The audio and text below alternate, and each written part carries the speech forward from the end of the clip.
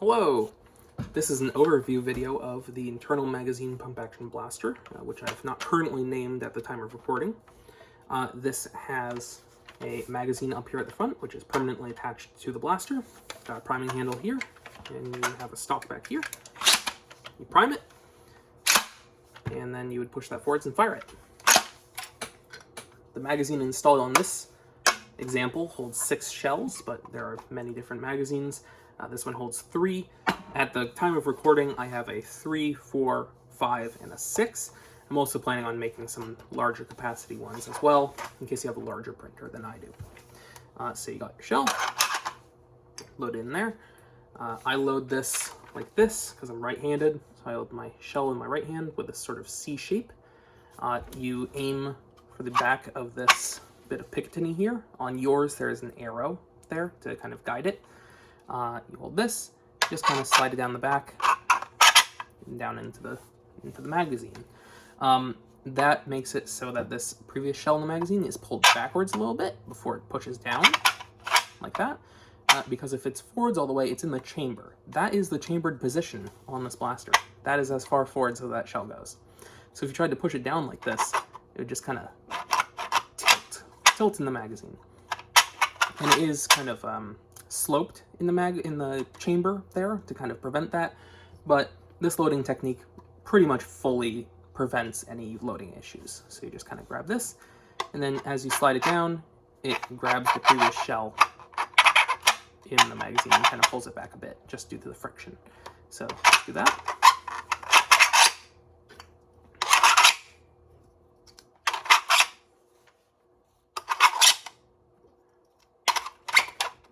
Nope, it's full. And then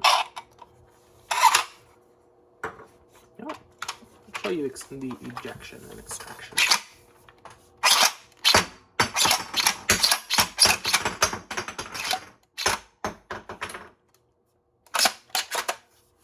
So there you go. That is that bit there. Pretty simple blaster otherwise. Got your priming handle here, prime it.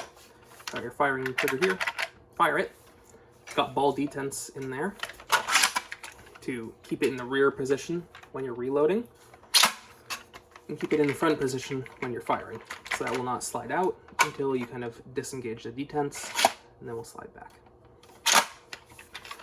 This also has ball bearings in there that ride against this internal kind of structural bar that make the prime nice and smooth. Very nice. This currently has a K25 Talon Claw length spring in there as the firing spring for the plunger. This is compatible with Lynx springs and Talon Claw springs. I'll have a list of spring compatibility somewhere wherever I release the files for this. Has a bunch of different options for stocks. This is a buffer tube stock here. This is just a stock from Worker here in my hand. Adjustable stock, or you can use a Picatinny attached stock with this bit here. I also have one for end strike stocks, and I have a list of stocks on the file page, so you can just print whatever bit you want and then just install that in the end cap, which is this backmost piece here. It's got Picatinny rail all the way along the top. It's got a groove down the Picatinny rail. I'm not sure if I can get you to see that very well, which kind of acts like a built-in iron sight, this kind of gutter down the middle. So even if you don't have a scope or anything, you can very easily just use that as an iron sight to kind of index where you're aiming. What else? Let's cover spring swap. Spring swap on this blaster is very easy. You just use a hex key like this and stick it in the front. It's got a little bolt in the front there. You loosen that a bit until you can feel the bits of the body pieces kind of widening. So now this blaster is all loosey-goosey. Got lots of gaps now. And then it's got this pin at the back, this bottommost hole. Just flip that over, and that should be a nice loose fit to where it should just fall out like that. Like that. And then you want to be holding it down sort of like this. And then this just comes off like that. On the next version of this, this end cap piece will be screwed to this piece right here, which holds the catch. So that comes off. On mine, I'm going to take this bit off as well. And then you can access your spring. There's the spring, K25, town claw length, just like that. Included in the file set for this, there's also some shims that you can put on front of this spring. If you have any spring wobble, like wiggle, because you have a slightly shorter spring, no big deal. Just add that little spacer piece in there in front of it, and it will not rattle around in your blaster. It'll be nice and good. If you need to get the plunger out, you can just wiggle it backwards, or you can prime it first, and that will give you your plunger.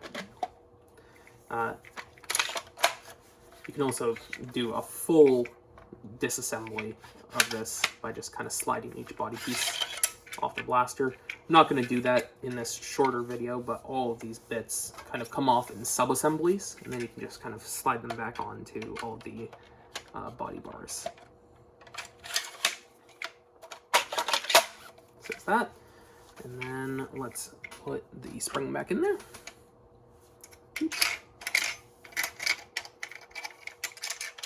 There we go. I like to move this back a little bit just so I can line up the self-enclosed catch assembly. This orange piece here is the plunger guide. So this makes sure that the plunger rod doesn't kind of wiggle around in the tube. It also guides the plunger tube as it slides back inside the blaster when you're priming. And then this is the catch right here. This is what grabs onto the plunger before you fire. So there's that. When you're assembling the blaster, you want to kind of push up on this bottom bit as it's going in. But first I'm going to line up that big hole there in the front with the back of the plunger like that. And then line up the catch with these body bits here. You can see here, it's hitting against the grip. So you just push that up a little bit, goes right over that, and then slide it forwards. And there you go. And then you get your back bit. Line up the dovetail up here that the Picatinny rail slides over for structure. Slide that in. Put back in your pin into that hole right there.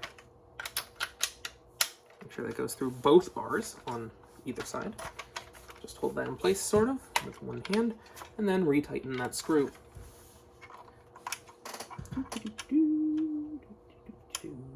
There we go. I like to go until you can kind of feel it getting tighter. So right about there, it's getting a bit tight. And then I go one more turn, or 3/4 of a turn, just to kind of squeeze everything together. And then there you go. That is your internal magazine pump action blaster, which will probably have a name by the time I release it. All put back together.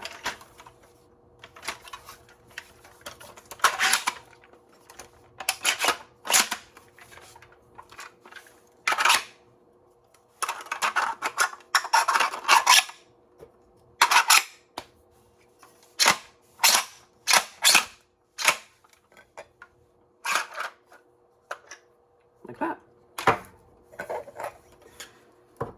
So that's the full overview for the blaster. Along with the release of the blaster itself, I'm planning on also releasing some accessories for it, like a shell holder on top that holds a bunch of shells like this along the top. I don't have it in hand right now, so that will be done by the time that the blaster releases. I have it 3D modeled, and I have one printed, I just don't have it here in this room. So that's that. You'll have a bunch of shell storage up here.